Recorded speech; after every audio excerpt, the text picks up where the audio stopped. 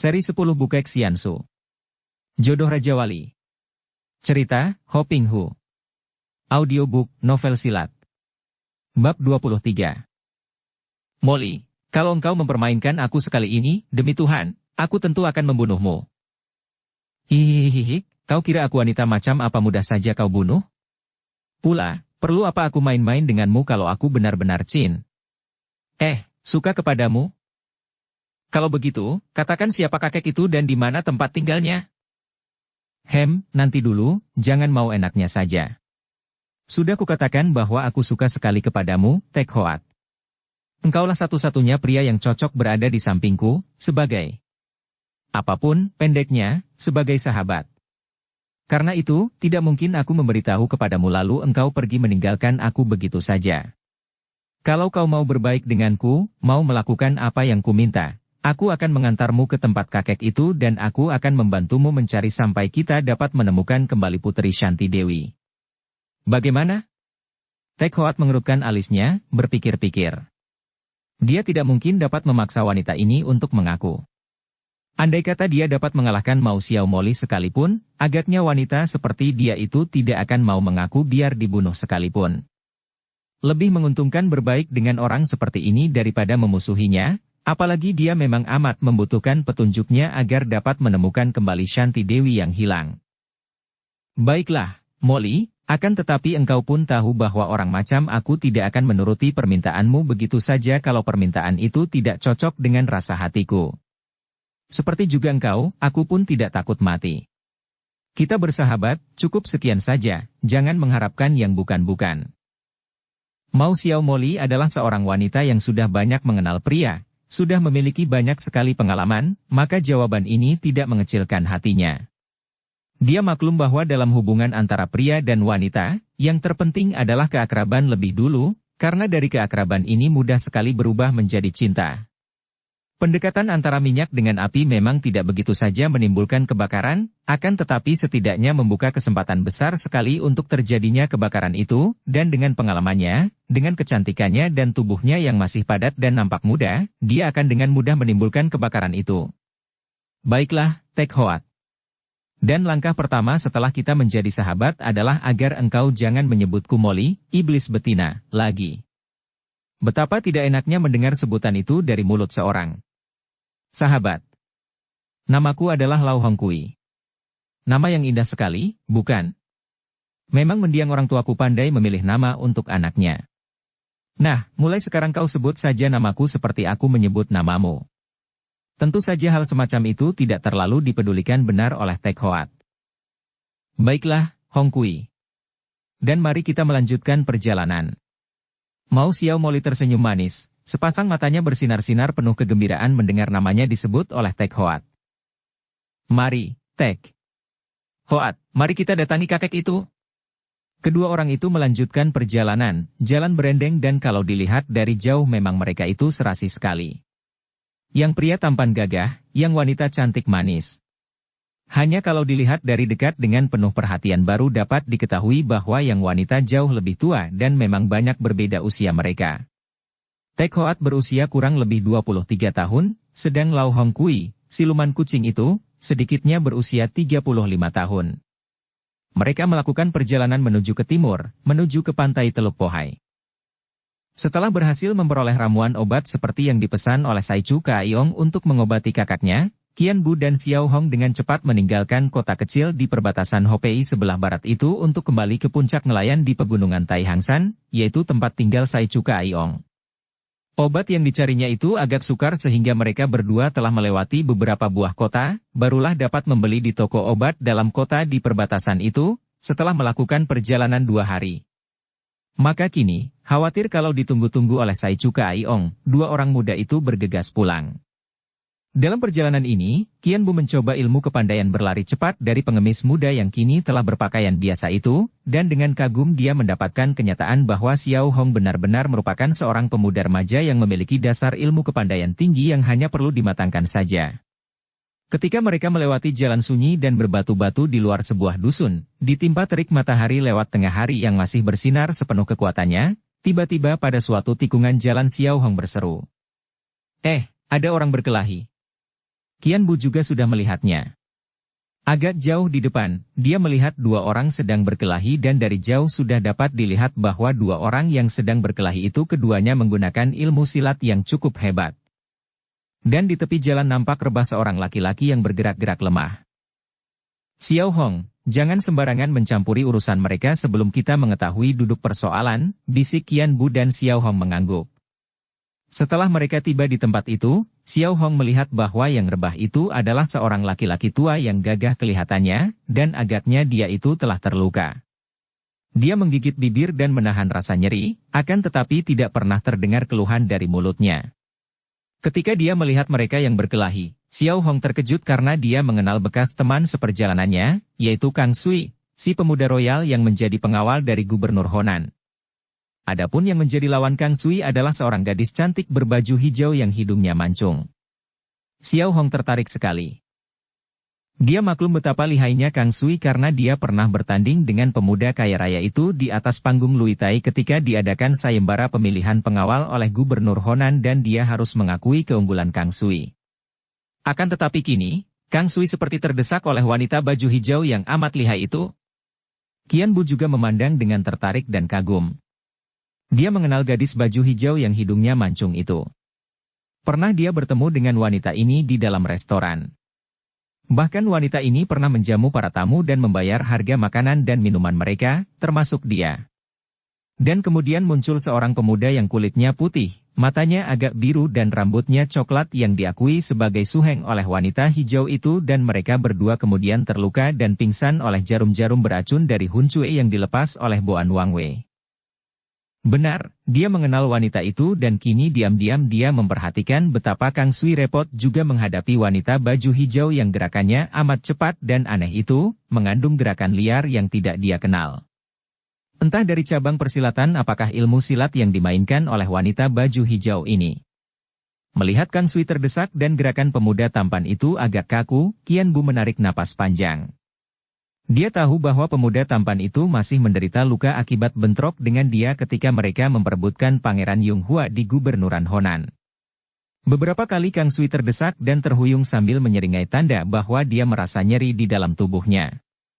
Akan tetapi baik dia sendiri maupun Xiao Hong, kini telah menganggap Kang Sui sebagai musuh karena pemuda itu telah menjadi kaki tangan Gubernur Honan yang dianggap memberontak, maka mereka berdua hanya menonton saja ketika melihat Kang Sui terdesak. Sementara itu, ketika Kang Sui melirik dan mengenal Qian Bu dan Xiao Hong, mukanya menjadi merah karena marahnya. Dua orang itu tadinya adalah sahabat-sahabat baiknya, yang tidak saja pernah melakukan perjalanan dengan dia, malah di dalam perjalanan mengobrol dan bergurau sebagai sahabat. Bukan itu saja, malah dia telah membelikan kuda tunggangan untuk mereka. Akan tetapi kini mereka hanya menonton, padahal dia terdesak oleh lawan yang lihai ini.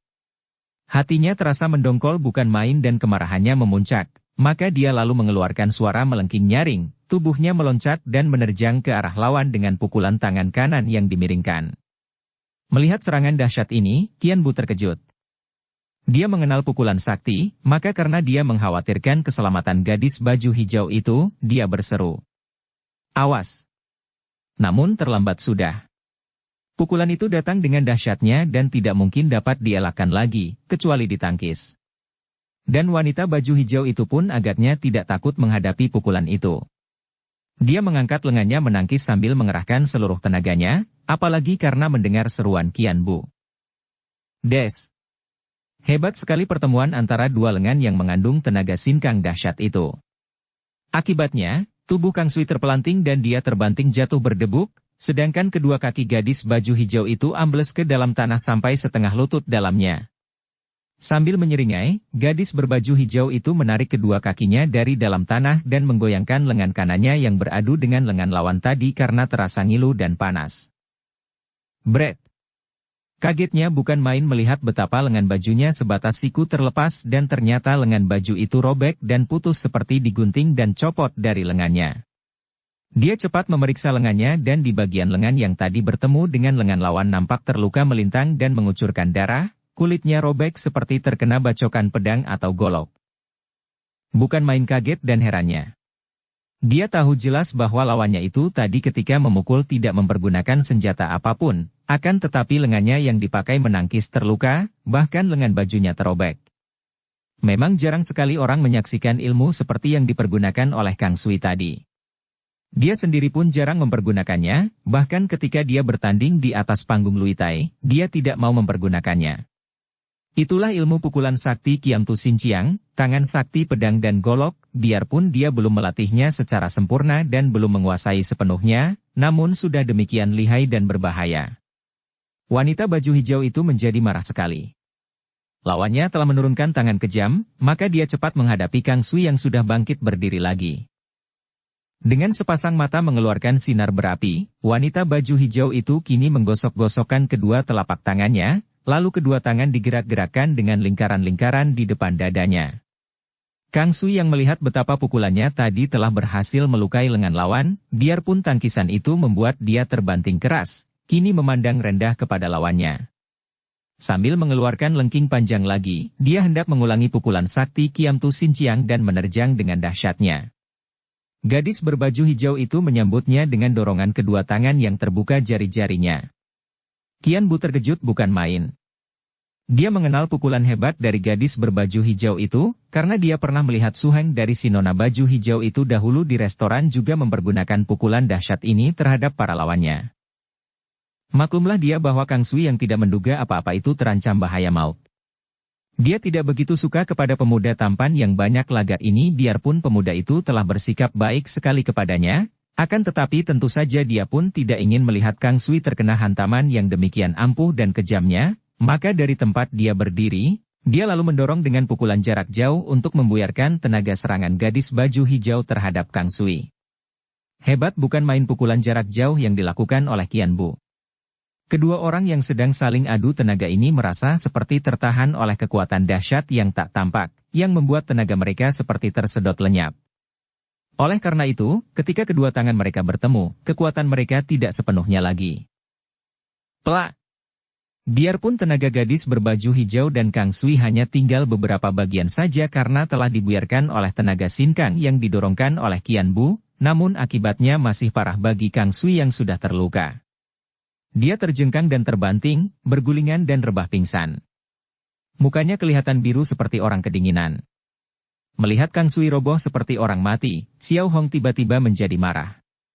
Dia teringat akan kebaikan pemuda tampan itu dan kini melihat pemuda itu dipukul mati, dia berteriak marah dan membentak. Berani kau membunuh orang?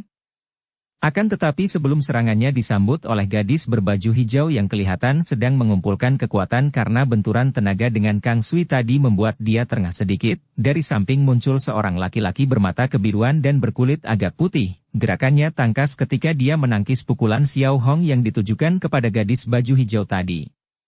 Mereka segera berkelahi dan dari tangkisan-tangkisannya, tahulah Xiao Hong bahwa laki-laki yang seperti orang asing ini memiliki tenaga yang amat kuat maka dia berlaku hati-hati dan memusatkan perhatian kepada gerakan-gerakannya. Tahan, Xiao Hong, mundurlah dan jangan berkelahi. Qian Bu berseru.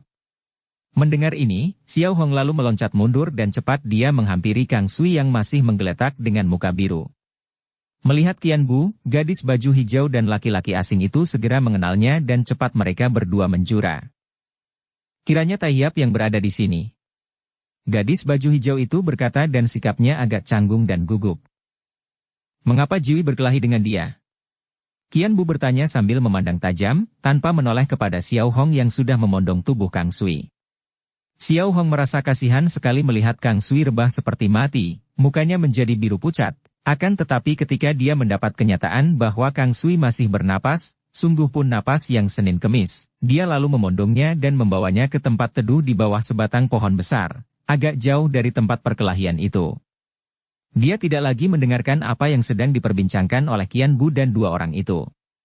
Melihat napas yang empas-empis dan muka yang pucat kebiruan, tahulah Xiao Hong bahwa bekas temannya ini menderita luka dalam yang cukup berbahaya dan tentu akan dapat menyebabkan kematian kalau tidak cepat diobati.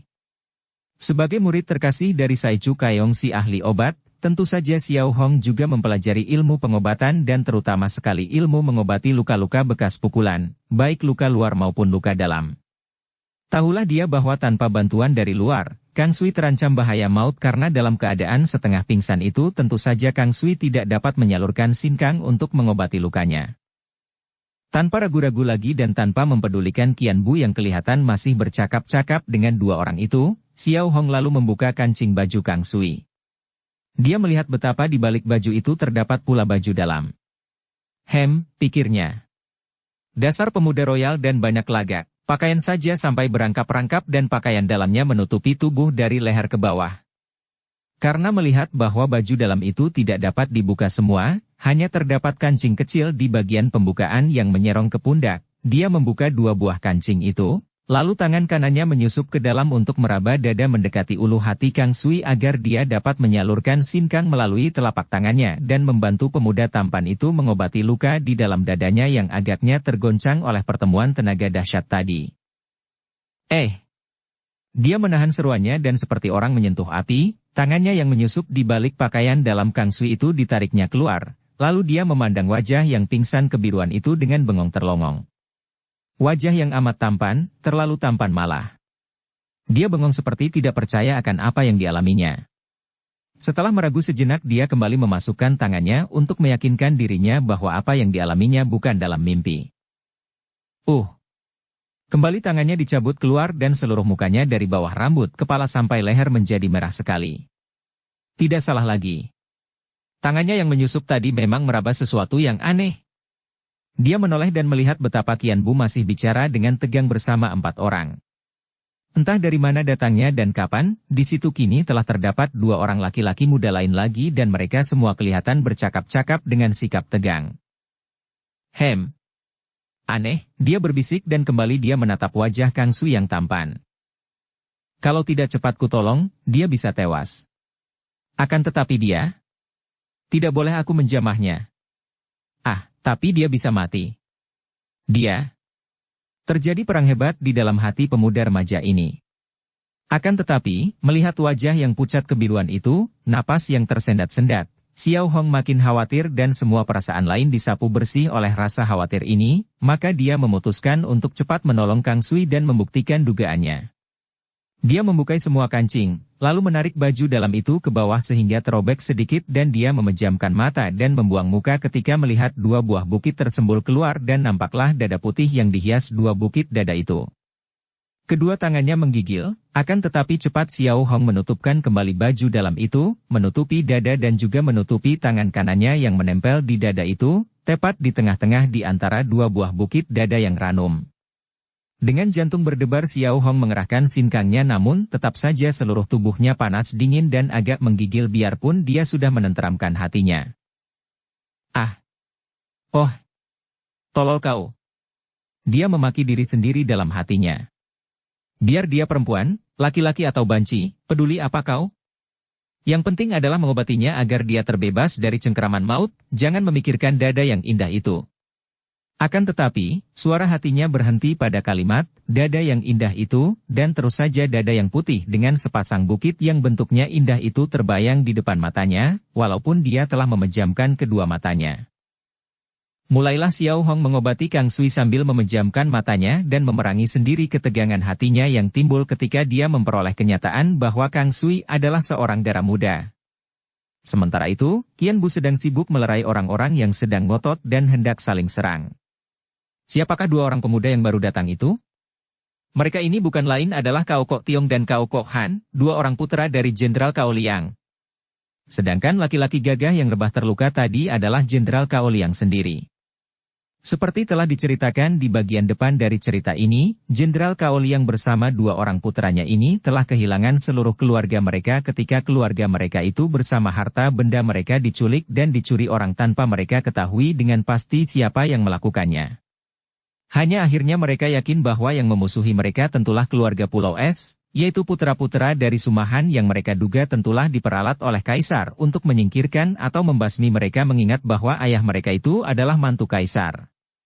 Karena mereka merasa tidak kuat menghadapi keluarga Suma yang amat sakti itu, maka mereka lalu mengambil keputusan untuk mencari putra sulung jenderal itu yaitu Sin Leong Cao Kok Chu, di Naga Sakti dari Gurun Pasir. Hanya putra sulungnya itulah yang akan mampu menghadapi musuh-musuh tangguh itu, pikir Jenderal Cao. Akan tetapi, di tengah perjalanan ayah dan anak ini bertemu dengan rombongan gadis baju hijau dan suhengnya yang bule dan bermata kebiruan itu bersama 5 orang anak buah mereka. Dan tanpa bicara apa-apa lagi, gadis berbaju hijau dan suhengnya itu, dibantu oleh orang-orang mereka, langsung saja menyerang Jenderal Cao Liang dan 2 orang puteranya. Pertempuran hebat dan mati-matian terjadi dan selain kalah banyak, juga jenderal dan 2 orang puteranya itu kalah lihai. Akhirnya jenderal atau lebih tepat lagi bekas jenderal Cao Liang tertawan akan tetapi sebelum roboh dan tertangkap dia meneriaki 2 orang puteranya untuk cepat melarikan diri dan minta bantuan kakak mereka. Kok Tiong dan Kok Han terpaksa lari karena maklum bahwa ayahnya benar. Kalau mereka terus melawan, akhirnya mereka akan roboh juga sehingga selain tidak ada yang akan dapat melapor kepada kakak mereka, juga tidak ada harapan lagi menolong keluarga mereka. Akan tetapi, ketika mereka melihat ayah mereka dibawa pergi, mereka tidak tega meninggalkan, dan diam-diam mereka membayangi rombongan gadis baju hijau yang menawan ayah mereka itu. Akhirnya, pada hari itu, rombongan yang menawan Cao Liang bertemu dengan Kang Sui. Melihat orang tua gagah itu ditawan serombongan orang, Kang Sui menegur dan terjadi bentrok antara dia dan gadis baju hijau. Si gadis baju hijau yang merasa memiliki kepandaian tinggi, melarang suhengnya dan 5 orang anak buahnya untuk membantunya dan dia melawan sendiri pemuda tampan itu sehingga mereka berkelahi dengan seru sampai muncul siluman kecil, atau Sumakian Bu yang cepat melerai mereka. Ketika melihat munculnya pendekar yang ilmunya amat tinggi itu, baik si gadis baju hijau maupun Kang Sui yang sudah mengenalnya menjadi kaget dan jerih untuk melanjutkan pertandingan itu. Cao Liang yang terluka itu kini dapat bercerita kepada Qian Bu setelah pemuda ini bertanya dengan suara tenang. Kalian berdua telah mengenal aku dan tahu bahwa siluman kecil selalu mencegah terjadinya permusuhan di antara orang-orang sendiri. Kalau kalian berdua mempunyai urusan dan di antara kalian terdapat penasaran, mari kita perbincangkan dengan seadilnya. Cao Liang yang sudah bangkit berdiri itu melihat betapa gadis baju hijau dan penolongnya si pemuda tampan itu kelihatan jerih terhadap pemuda berambut putih yang baru tiba, apalagi mendengar disebutnya nama siluman kecil. Dia terkejut dan cepat-cepat dia lalu menceritakan pengalamannya itu. Betapa dia dan putra-putranya sama sekali tidak mengenal gadis baju hijau yang menangkap mereka, dan betapa pemuda tampan itu datang untuk menolongnya. Cao Liang dan kedua orang putranya juga menghaturkan terima kasih kepada Kang Sui yang telah mencoba untuk menolong orang tua itu, kemudian bekas jenderal itu menudingkan telunjuknya kepada muka gadis baju hijau sambil berkata, "Dia ini tentulah seorang di antara kaum sesat karena hanya orang-orang dari golongan hitam sajalah yang akan memusuhi keluarga kami." Tentu saja Qian Bu mengenal Jenderal Cao Liang dan 2 orang putranya yang agaknya tidak mengenalinya karena rambutnya putih semua itu menutupi sebagian dari mukanya. Akan tetapi, bukanlah menjadi watak Qian Bu untuk membantu orang yang telah dikenalnya begitu saja tanpa menyelidiki lebih dulu urusannya. Maka dia lalu menghadapi wanita baju hijau itu dan bertanya, "Nona, benarkah cerita mereka bahwa Nona menyerang dan menawan paman ini tanpa sebab?" Wanita baju hijau itu tersenyum dingin. "Nama siluman kecil telah menggemparkan kolong langit dan kami berdua saudara seperguruan sudah lama merasa kagum, apalagi semenjak peristiwa di restoran itu. Karena Tai Hiap yang datang, meleraikan, maka memandang muka Tai Hiap, kami menyabarkan diri. Akan tetapi hendaknya Tai Hiap ketahui bahwa dia itu, sampai di sini gadis baju hijau itu menudingkan telunjuknya ke arah muka Cao Liang dan memandang dengan penuh kebencian. Dia itu adalah bekas Jenderal Cao Liang. Dialah yang telah membasmi seluruh keluargaku. Seluruh keluarga, tua muda laki perempuan, semua dihukum mati karena dia, dan hanya secara kebetulan saja ketika itu aku masih berada di tempat subuh sehingga tidak sekalian dibunuh. Cao Liang, urusan 5-6 tahun yang lalu di utara, ketika engkau membasmi keluarga Kim, aku tidak akan dapat melupakannya begitu saja." Jenderal Cao Liang terbelalak. "Keluarga Kim?" Dia mengingat-ingat. "Maksudmu keluarga pemberontak dan pengkhianat Kim Bo Usin?" "Tutup mulutmu." Gadis baju hijau itu membentak marah. "Engkau sudah membasmi keluargaku dan kau masih berani memaki ayahku?" Kini kedua mata gadis itu menjadi basah. "Ah, kiranya Nona adalah putri dari Kim Bo Usin." Cao Liang menarik napas panjang dan mengangguk-angguk, lalu meraba-raba jenggotnya. Pantas engkau marah-marah dan membenci kami sekeluarga." Akan tetapi agaknya karena engkau tidak tahu akan duduknya persoalan yang sebenarnya, Nona. Kulihat engkau seorang yang berkepandaian tinggi, tentu berwatak gagah dan dapat mempertimbangkan keadaan. Baik kau dengar penuturanku mengapa keluarga ayahmu sampai terhukum semua. Semua itu adalah gara-gara perbuatan mendiang ayahmu. Bekas Jenderal Cao Liang lalu bercerita tentang peristiwa yang terjadi 5-6 tahun yang lalu. Ketika itu, Cao Liang masih menjadi seorang panglima besar, seorang jenderal gagah perkasa yang amat ditakuti oleh para pemberontak dan musuh-musuh negara yang berada di luar tapal batas. Jenderal Cao Liang bermarkas besar di utara karena pada waktu itu, musuh yang paling ditakuti adalah suku-suku liar dari utara, di luar tembok besar. Yang menjadi pembantunya, bahkan menjadi wakil panglima di utara itu adalah Kim Bo Usin, seorang panglima yang lebih muda dan yang pandai pula, dipercaya sebagai wakil oleh Jenderal Cao.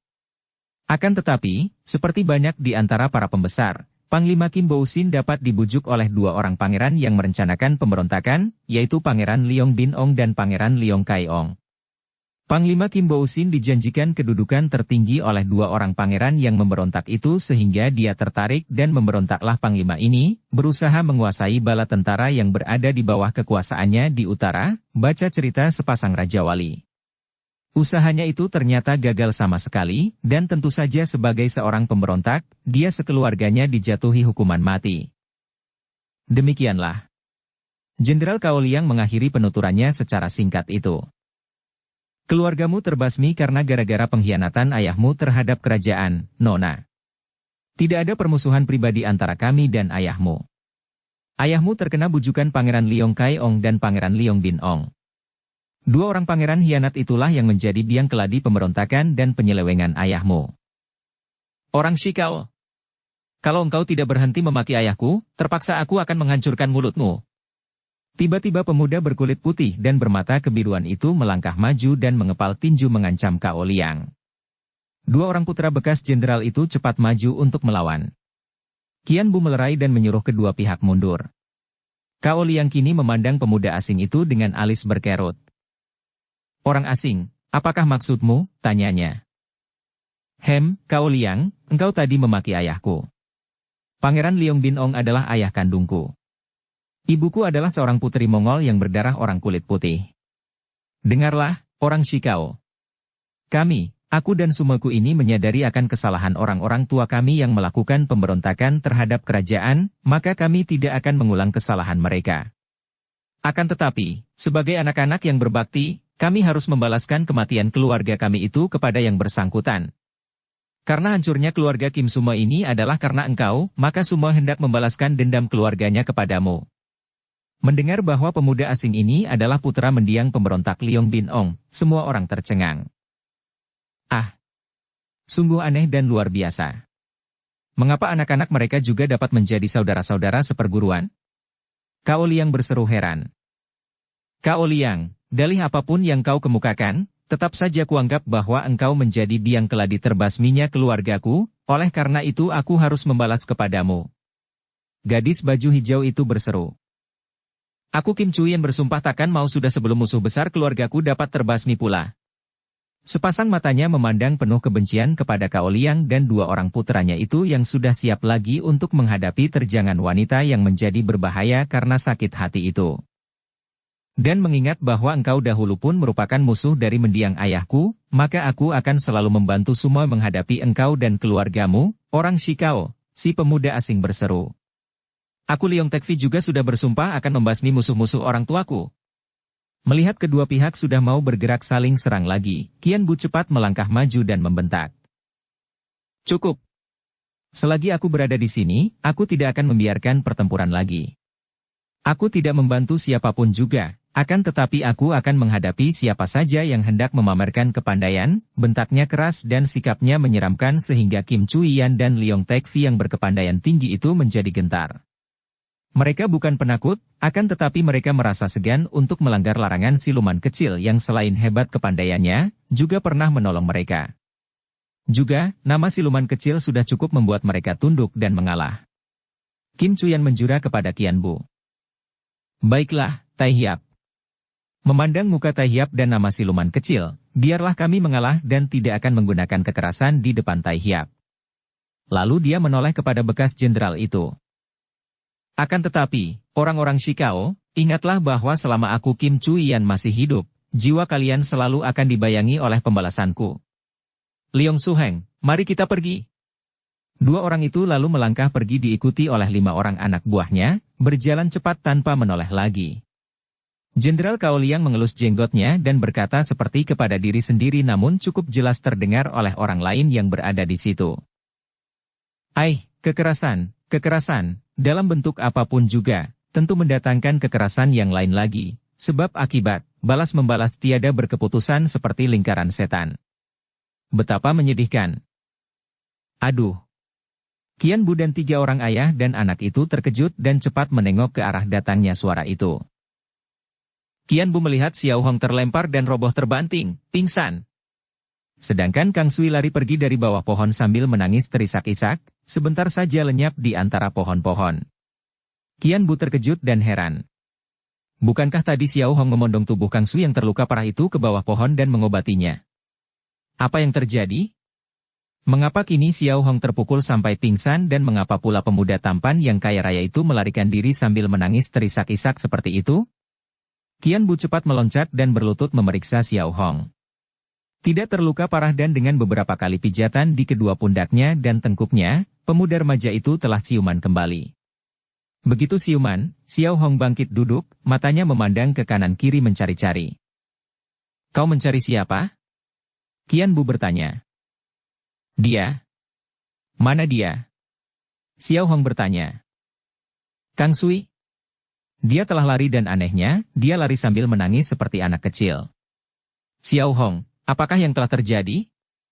Qian Bu bertanya. Tiba-tiba wajah pemuda itu menjadi merah sekali dan dia menundukkan mukanya. Terbayanglah semua yang telah terjadi tadi. Biarpun dia merasa malu dan sungkan, akan tetapi demi untuk menyelamatkan Kang Sui yang ternyata adalah seorang dara remaja itu, terpaksa dia menempelkan telapak tangannya di dada itu, dada yang putih dan tangannya diapit-apit sepasang bukit indah, menyalurkan sinkangnya dan perlahan-lahan memulihkan keadaan rongga dada yang terluka akibat guncangan pukulan tadi. Selagi dia melakukan pengobatan, tiba-tiba saja Kang Sui membuka matanya. Darah itu menahan jeritnya lalu menghantam ke arah muka Xiao Hong. Pemuda ini terkejut, miringkan kepalanya sehingga hantaman itu meleset dan mengenai lehernya. Dia terlempar dan pingsan. Apa yang telah terjadi, Xiao Hong? Tanya pula Qian Bu mendesak ketika dilihatnya pemuda itu menunduk saja tanpa menjawab. Xiao Hong menggeleng kepala. Tidak apa-apa. Tidak apa, dia memang orang aneh, jawabnya. Tentu saja Xiao Hong merasa sungkan sekali untuk menceritakan apa yang telah terjadi. Pula terdapat perasaan aneh di dalam hatinya terhadap Kang Sui. Kalau Kang Sui ternyata seorang dara yang menyamar tentu berarti dia tidak ingin diketahui orang bahwa dia seorang gadis. Nah, dialah tidak ada yang mengetahuinya kecuali dia. Sementara itu, bekas Jenderal Cao Liang dan 2 orang putranya yang tidak mau mencampuri urusan mereka, kini menghampiri Qian Bu dan orang tua gagah itu menjura sambil berkata. Kami telah menerima bantuan Sicu yang amat berharga. Kalau tidak ada Sicu, kiranya kami sudah terbunuh oleh wanita putri pemberontak itu. Dan saya merasa seperti pernah mengenal wajah Sicu. Kami juga sudah mendengar akan nama besar siluman kecil, akan tetapi, bolehkah kami mengetahui nama Sicu? Pada saat itu, Qian Bu masih memandang kepada Xiao Hong dengan pandang mata penuh selidik. Dia mengerti bahwa tentu telah terjadi sesuatu yang aneh antara Kang Sui dan Xiao Hong, dan dia ingin tahu apa adanya peristiwa itu. Melihat pandang mata Qian Bu kepadanya, Xiao Hong juga maklum bahwa dia tidak mungkin dapat menyembunyikan rahasia kalau didesak oleh siluman kecil. Maka mendengar pertanyaan bekas jenderal itu, untuk mengalihkan perhatian dan mengubah percakapan, dia cepat menjawab. Nama Tayyab ini adalah Suma. Xiao Hong. Qian Bu berseru sehingga Xiao Hong menjadi kaget dan tidak melanjutkan kata-katanya. Akan tetapi, sebutan Shisuma itu sudahlah cukup bagi Cao Liang dan 2 orang putranya. Bekas jenderal itu melangkah maju, menatap wajah Qian Bu dengan sinar mata tajam dan di baliknya terkandung kemarahan yang mengherankan hati Qian Bu. Jadi engkau adalah putra keluarga Pulau Es, bentak bekas jenderal itu. Dengan pandang mata masih terheran-heran, Qian Bu mengangguk karena tidak perlu lagi untuk menyembunyikan diri setelah Shinya diketahui orang. Keparat? Tiba-tiba saja jenderal itu bersama dua orang putranya telah maju menyerang Kalang Kabut. Oh, bagaimana pula ini? Xiao Hong kebingungan dan berteriak-teriak. Akan tetapi tiga orang itu tetap saja menyerang terus, sungguh pun orang yang diserangnya itu terus mengelak dengan mudah. Melihat ini, Xiao Hong hendak menyerbu dan membantu Qian Bu, akan tetapi Qian Bu melarangnya.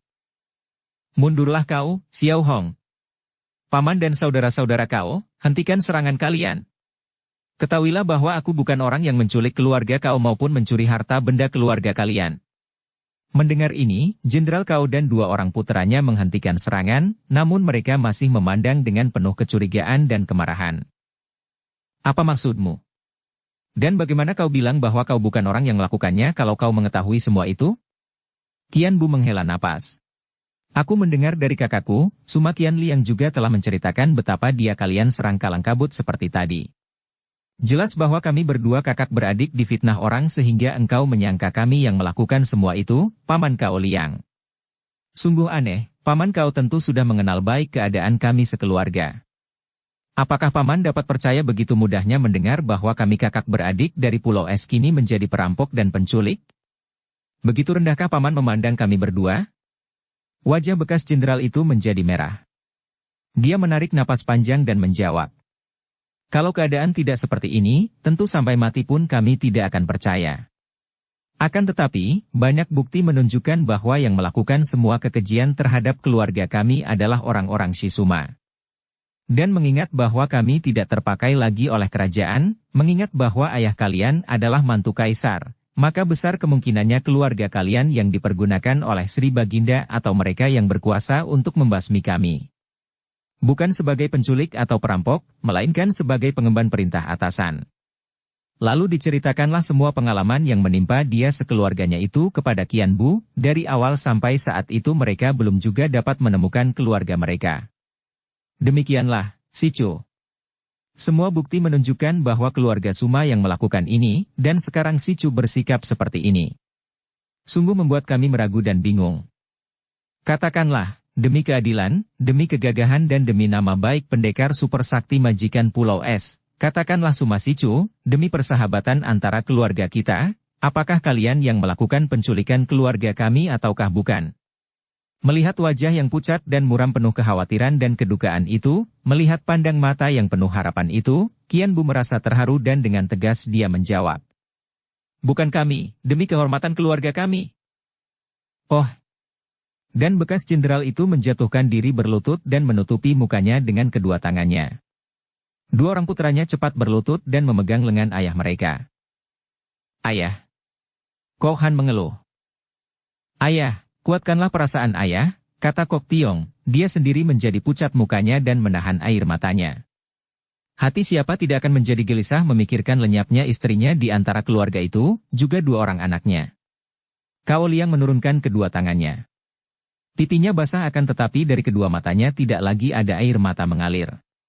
Hanya Xiao Hong juga maklum bahwa dia tidak mungkin dapat menyembunyikan rahasia kalau didesak oleh siluman kecil, maka mendengar pertanyaan bekas jenderal itu, untuk mengalihkan perhatian dan mengubah percakapan, dia cepat menjawab. Nama Tayyab ini adalah Suma. Hatiku lega mendengar bahwa bukan keluarga Suma yang melakukan perbuatan biadab itu, katanya setelah dia berdiri lagi. Akan tetapi bersama dengan kelegaan itu hatiku menjadi makin khawatir karena kami sama sekali tidak tahu siapa gerangan pelakunya. Ayah, mari kita cepat melanjutkan perjalanan mencari Tuako, kata Kok Tiong. Ayahnya mengangguk-angguk. Benar, akan tetapi tempat tinggal kakakmu terlalu jauh, aku khawatir kalau-kalau akan terlambat. Tiba-tiba Qian Bu berkata. Paman, jangan khawatir. Aku dan kakakku sudah memperbincangkan urusan kalian itu dan kami berdua sudah mengambil keputusan untuk membongkar rahasia ini. Bukan hanya untuk menolong keluargamu dan mencari harta bendamu, melainkan juga untuk membersihkan nama kami yang difitnah orang. Kakakku menderita sakit, terluka parah dan sedang berobat, bahkan sekarang pun aku sedang membelikan obat untuknya. Tunggu kalau dia sudah sembuh, kami berdua tentu akan menyelidiki hal ini dan menangkap orangnya yang telah melakukan semua perbuatan secara sembunyi itu dan menggunakan nama kami. Qian Bu bicara penuh semangat. Kami menyesal sekali, kami pernah pula menyerang kakakmu. Hal itu adalah karena kami masih mengira. Sudahlah, Paman Kao. Kakakku juga mengerti bahwa kalian salah paham dan tidak menaruh penyesalan. Betapapun juga, kami harus menengoknya. Kalau begitu, marilah, Paman. Berangkatlah Qian Bu, Xiao Hong, diiringkan oleh Kao Liong dan dua orang putranya itu, menuju ke puncak nelayan yang tidak berapa jauh lagi dari situ. Xiao Hong merasa girang dan lega sekali karena percakapan yang serius antara Qian Bu dan keluarga Kao tadi agaknya membuat semua orang, terutama Qian Bu, lupa akan keadaan Kang Sui sehingga tidak lagi bertanya-tanya. Mereka melakukan perjalanan cepat mendaki puncak dan matahari sudah mulai berkurang panasnya. Ketika mereka tiba di lembah bawah puncak nelayan, tiba-tiba terdengar seruan. Sute! Qian Bu dan Xiao Hong cepat menengok dan cepat pula mereka berlari ke arah datangnya suara itu, diikuti oleh Kao Liang dan dua orang putranya yang merasa terheran-heran melihat bahwa yang memanggil itu adalah seorang berpakaian pengemis yang usianya sudah 65 tahun lebih. Pengemis ini berdiri bersandarkan batang pohon dan terikat pada batang pohon itu dari dada sampai ke kaki, sama sekali tidak mampu bergerak. Su Heng, kau kenapa? Xiao Hong bertanya penuh keheranan dan cepat dia bersama Qian Bu melepaskan ikatan itu. Wajah Gu Xingkai, pengemis itu, menjadi merah sekali. Celaka, katanya. Gadis setan itulah yang melakukannya. Xiao Hong terkejut. Seorang gadis? Dan dia mampu mengalahkanmu dan membelenggumu seperti ini, Su Heng. Tentu saja Xiao Hong kaget bukan main. Su Hengnya itu, Gu Xingkai, adalah murid pertama dari gurunya, ilmu kepandaiannya tinggi, akan tetapi kini dapat dibelenggu oleh seorang gadis. Melihat pengemis itu ragu-ragu dan kelihatan seperti malu untuk menceritakan karena di situ terdapat banyak orang, Qian Bu lalu berkata.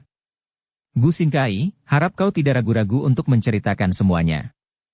Mereka ini bukan orang lain, melainkan paman bekas Jenderal Kao Liang yang terkenal itu dan dua orang putranya. Memang nama Kao Liang amat terkenal, apalagi hampir semua orang gagah di dunia Kang Ou mengenal nama ini dengan perasaan hormat, maka begitu mendengar bahwa kakek gagah perkasa yang datang bersama sutenya dan siluman kecil itu adalah bekas panglima yang amat terkenal itu, dia cepat menjura dengan hormat. Ah, kiranya kau Tai Chiang Kun. Kao Liang tersenyum. Jangan menyebutku Tai Chiang Kun karena aku sekarang bukan lagi seorang panglima, bahkan prajurit pun bukan. Gu Xingkai mengangguk. Maafkan saya, Kao Eng Hiong. Lalu dia bercerita kepada Qian Bu dan Xiao Hong. Tadi ada seorang gadis remaja yang liar naik ke sini. Ketika bertemu denganku, dia mengatakan bahwa dia hendak bertemu dengan Tai Hiap Suma Qianli. Aku merasa curiga dan mengatakan bahwa tidak boleh sembarangan bertemu dengan Suma Tai Hiap. Akan tetapi dengan lagak sombong dia mengatakan bahwa kalau aku tidak mau menunjukkan, dia akan memukulku. Tentu saja aku makin curiga dan marah. Kami bertempur dan ternyata dia lihai bukan main. Gadis itu apakah pakaiannya serba hitam? Tiba-tiba Qian Bu bertanya. Ya benar. Apakah kau mengenalnya, Tai Hiap? Tanya Gu Xingkai. Qian Bu menahan senyumnya dan membayangkan wajah Willy. Siapa lagi kalau bukan gadis liar yang lihai itu yang dapat membelenggu Gu Xingkai? Gadis itu liar, ganas, aneh dan ilmu kepandaiannya tinggi.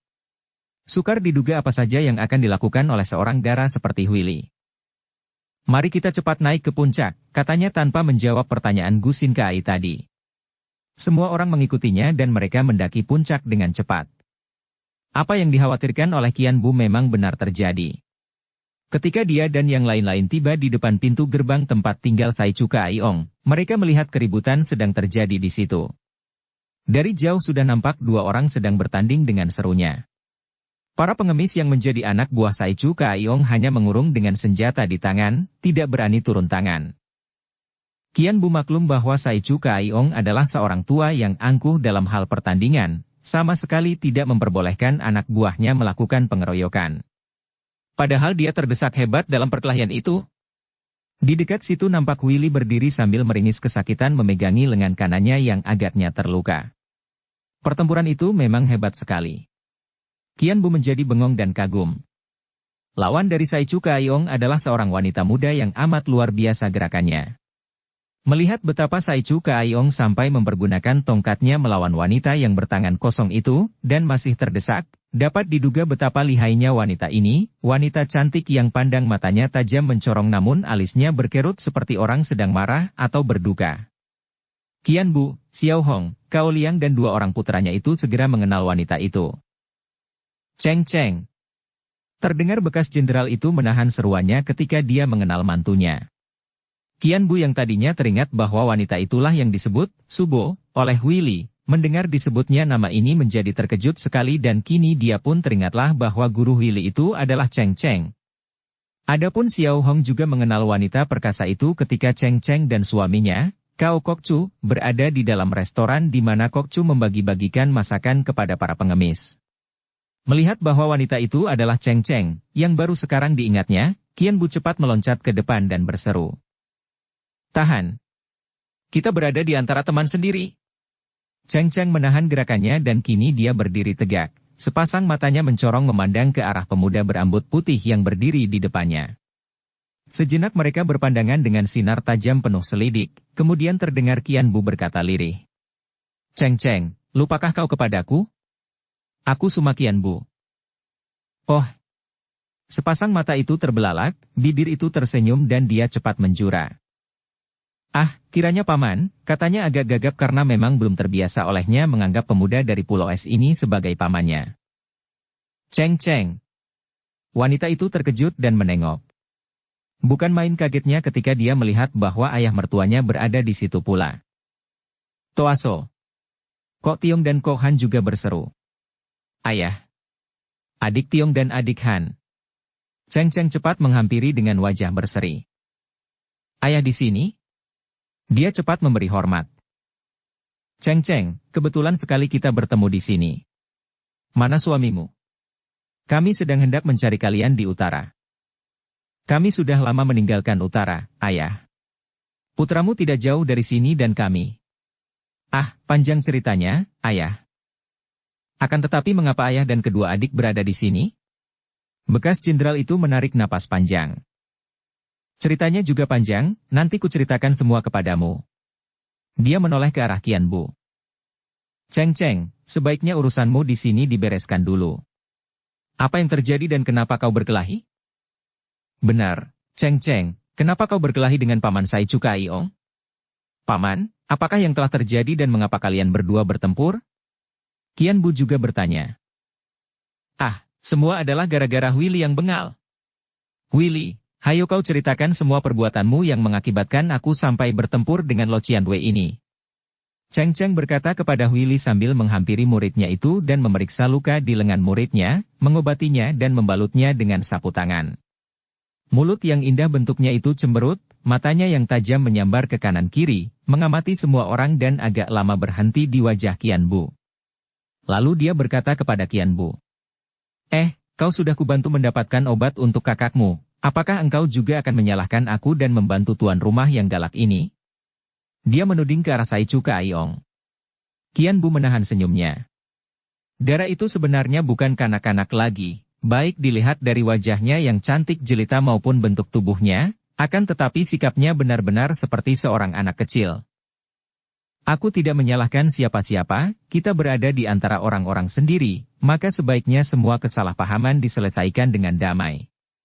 Willy, mengapa engkau membelenggu gusin kai ini di bawah sana, mengikatnya pada sebatang pohon? Willy tersenyum. Siluman kecil, kau sudah tahu namaku sekarang? Tentu saja. Dan Li Koko sangat berterima kasih kepadamu. Ah, bagaimana dengan dia? Ketahuilah, ketika aku mendengar darimu bahwa dia terluka parah, aku lalu menyusul ke sini dan aku ingin sekali menengoknya. Aku pernah mengenalnya, pernah mengobati pahanya dan kini mendengar dia menderita luka parah, aku ingin menengoknya. Salahkah itu? Akan tetapi, para jembel ini. Willy. Cheng Cheng menghardiknya. Willy melirik ke arah Cheng Cheng dengan mulut cemberut. Subo, harap Subo lihat pakaian mereka, dia menuding ke arah anak buah Sai Chu Kaiong. Bukankah mereka itu pengemis semua dan bukankah pengemis juga boleh disebut jembel? Bocah bengal. Jangan kurang ajar kau, kembali Cheng Cheng menghardik. Seringkali nyonya muda ini merasa kewalahan menghadapi muridnya yang bengal dan pandai bicara itu, dan sering dia memarahi Hui Li. Sungguh pun di dalam hatinya dia sayang sekali kepada darah ini, dan hal ini pun diketahui oleh Hui Li sehingga murid ini tidak pernah merasa sakit hati dimarahi oleh Subonya. Baiklah, Subo. Siluman kecil, ketahuilah, ketika aku hendak menengok kakakmu, aku dilarang naik ke puncak oleh Jem. Oleh kakek itu. Dia menuding ke arah Gu Sin Kai. Kami bertempur dan dia lalu kuikat di pohon agar tidak menghalangiku. Masih baik aku tidak mengetuk kepalanya. Dia melerok ke arah Gu Sin Kai yang hanya menundukkan mukanya dan masih terheran-heran dan penasaran bagaimana dia telah dikalahkan oleh darah remaja yang sikapnya masih seperti anak kecil itu.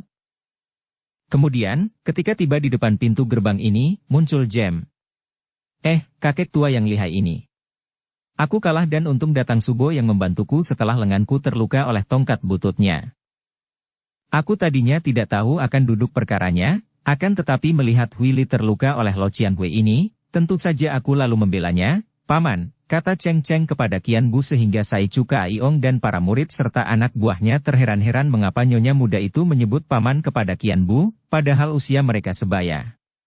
Tentu saja bekas Jenderal Cao Liang dan dua orang putranya yang sudah tahu bahwa Cheng Cheng adalah cucu istri pendekar super sakti, tahu akan hubungan mereka dan tidak menjadi heran. Sungguh kesalahan terletak pada kami. Sai Chu Kaiong berkata dan menjura ke arah Cheng Cheng. Kepandaian Toanio sungguh amat hebat luar biasa dan harap suka memaafkan kami yang terlalu mencurigai orang. Suma Kian Li sedang terluka parah dan tidak boleh sembarang ditengok orang. Apalagi kami belum mengenal muridmu ini, maka kami melarangnya. Akan tetapi Cheng Cheng sudah tidak memperhatikan lagi kata-kata itu. Dia menoleh kepada Kian Bu dan bertanya dengan wajah agak berubah. Paman Kian Li terluka parah. Dia bertanya. Benar, Subo. Dan aku yang mencarikan obatnya. Kalau tidak ada aku, tidak mungkin siluman kecil bisa mendapatkannya dengan mudah. Kenapa kau tidak menceritakan kepadaku? Bocah bodoh. Hayo kita cepat menengok Paman Kian Li. Kian Bu cepat memperkenalkan mereka semua, keluarga Jenderal Cao Liang dan Cheng Cheng serta muridnya kepada Sai Chu Kaiong. Kakek ini terkejut sekali mendengar bahwa para tamunya adalah orang-orang yang telah lama dikagumi dan dijunjung tinggi namanya, apalagi nama bekas Jenderal Cao Liang, dan dia terkejut mendengar bahwa nyonya muda bekas lawannya itu adalah istri dari pendekar si naga sakti dari Istana Gurun Pasir.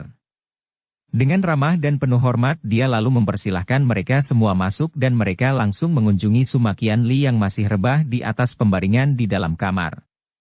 Akan tetapi setelah tiba di luar pintu, Sai Chu Kaiong menahan mereka dan berkata halus. Harap Cui sekalian sudi memaafkan saya. Biarpun Kian Li telah terbebas dari bahaya maut, akan tetapi tubuhnya masih lemah sekali, maka kunjungan banyak orang tentu akan mengejutkannya dan melelahkannya.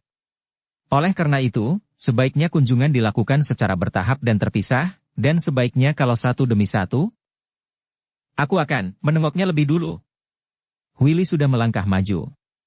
Melihat ini, yang lain mengalah dan diam-diam Cheng Cheng mengerutkan alisnya menyaksikan sikap muridnya itu.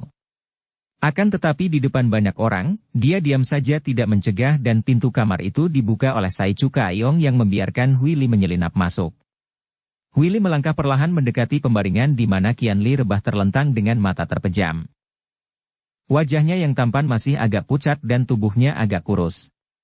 Hui Li berdiri dekat pembaringan, pandang matanya menatap wajah itu tanpa berkedip. Selama bertahun-tahun ini, semenjak dia mengobati paha Kian Li ketika terluka dahulu, baca kisah sepasang Raja Wali, dia tidak pernah melupakan Kian Li yang dikaguminya.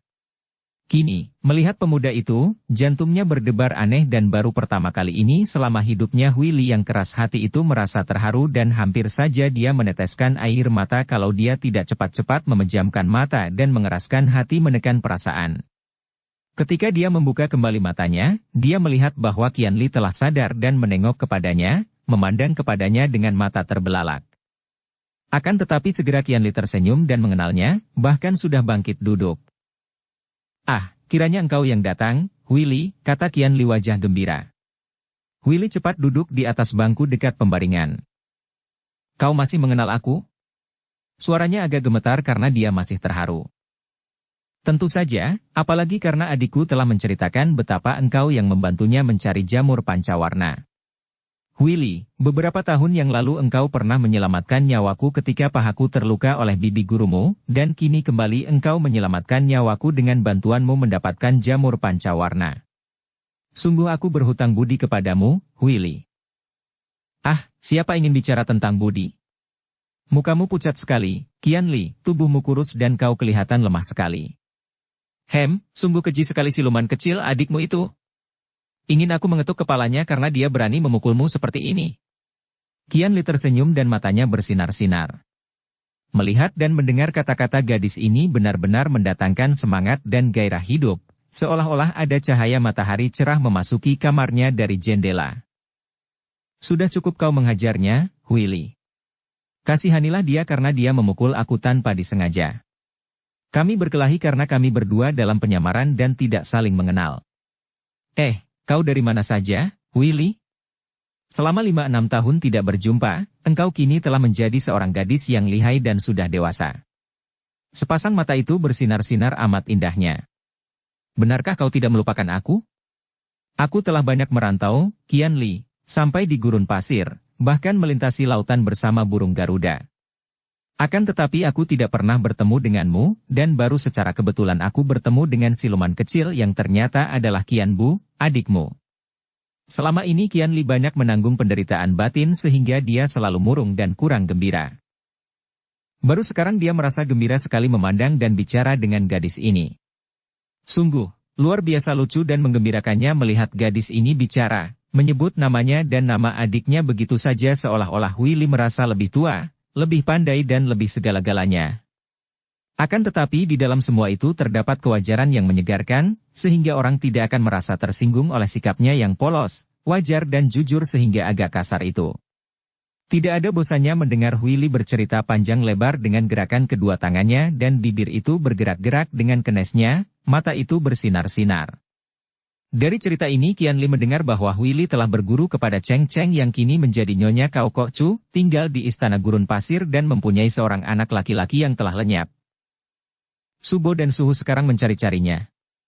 Pada saat itu, pintu kamar terbuka dan masuklah Sai Chu Kaiyong. Nona, harap Nona menyudahi kunjungan Nona karena yang lain-lain juga ingin masuk. Maaf, dia tidak boleh diganggu terlalu lama. Akan tetapi siapa yang mengganggunya? Aku sama sekali tidak mengganggunya. Bukankah aku tidak mengganggumu, Qianli? Huili membantah. Qianli menggeleng kepala lalu bertanya kepada kakek itu. Paman, siapakah yang akan mengunjungi aku? Ada Panglima Kaoliang di luar. Ah! Qianli terkejut dan dia lalu berkata kepada Huili. Huili, maafkan aku. Harap kau suka keluar dulu dan membiarkan jenderal kau masuk. Jadi kau lebih suka bercakap-cakap dengan segala macam jenderal, ya? Kau lebih senang bicara dengan dia daripada dengan aku? Qianli tersenyum. Bersambung ke bab 24. Dukung kami dengan subscribe, follow, like, komen dan share. Terima kasih.